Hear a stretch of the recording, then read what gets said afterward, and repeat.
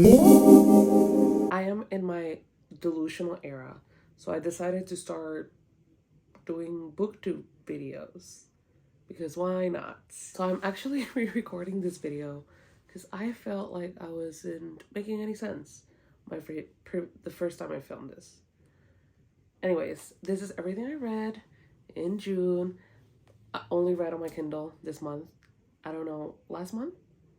I don't know what to say. I mean, Kindle Limited is very accessible.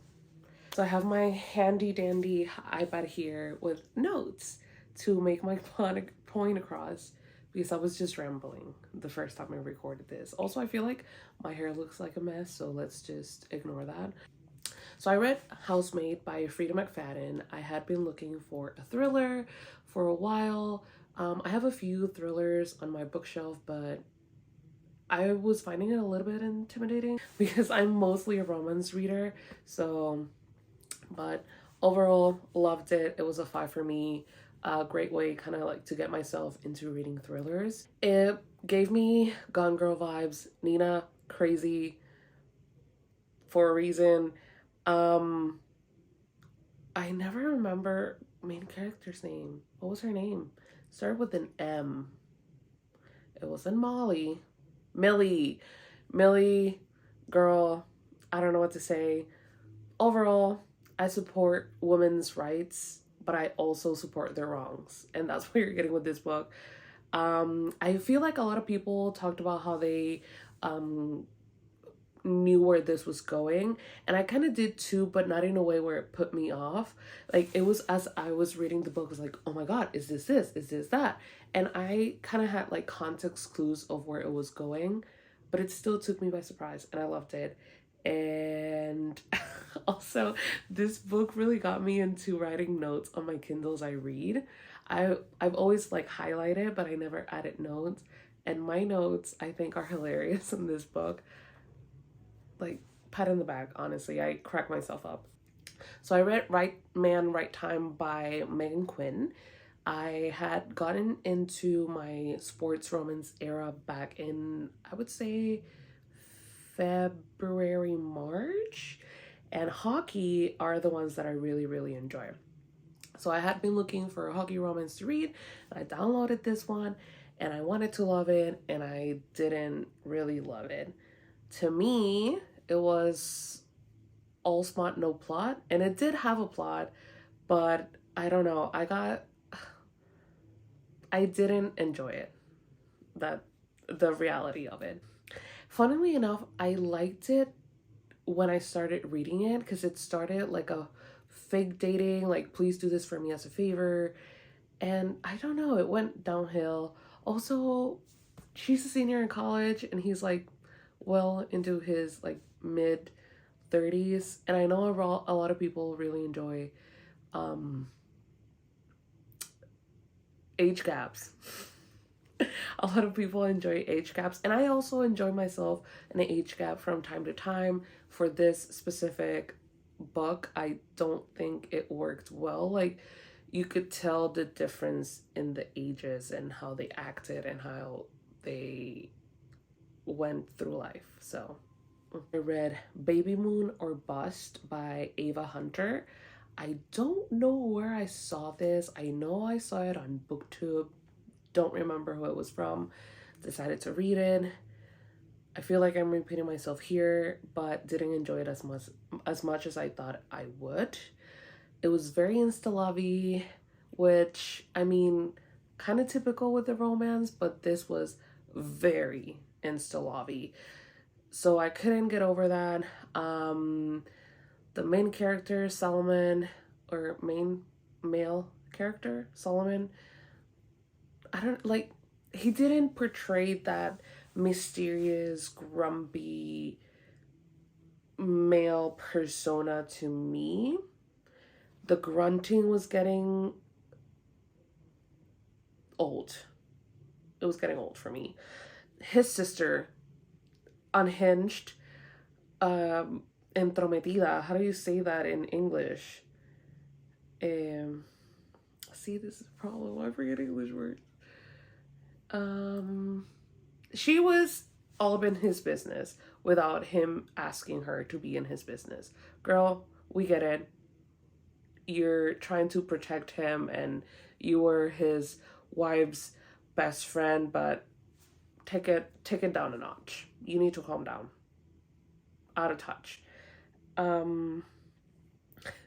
It literally says here, can I zoom into this? No. I wrote down his metida sister.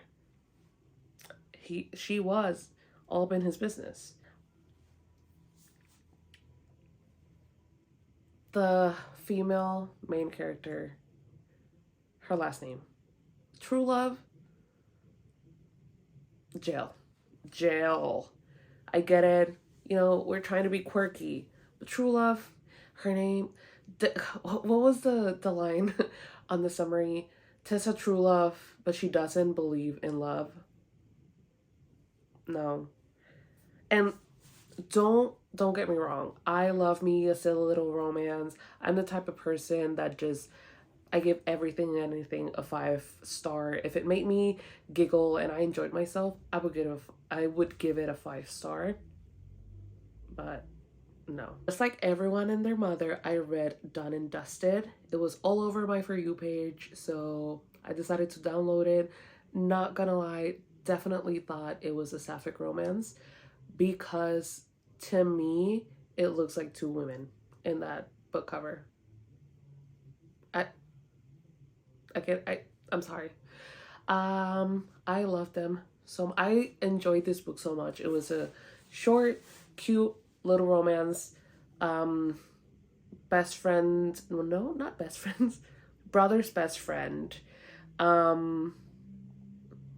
Luke Brooks is just, that man folded. I folded for that man because he was so in love with Emmy.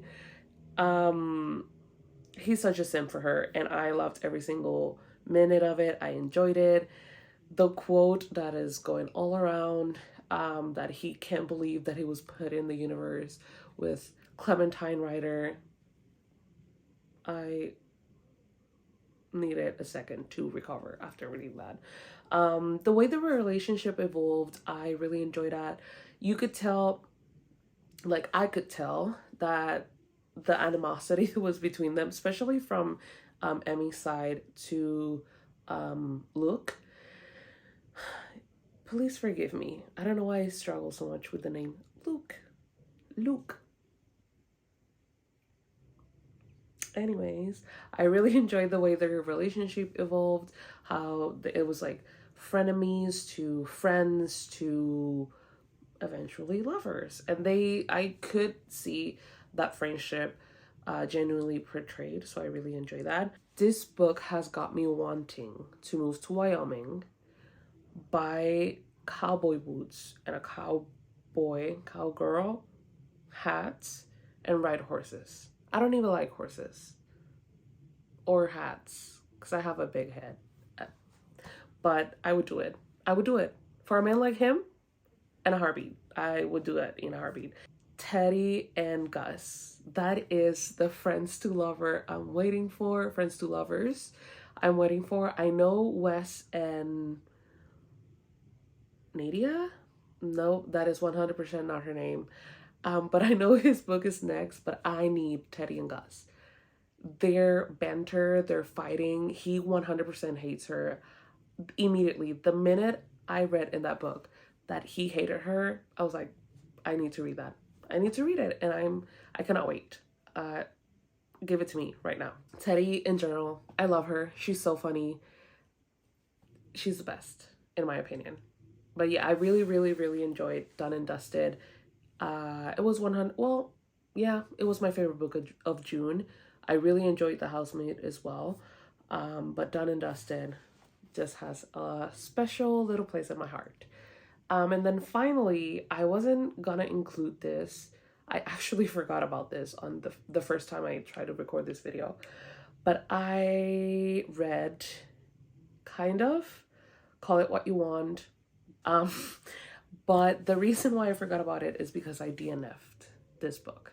I tried so hard to read it. I actually downloaded it because I liked the cover of the book.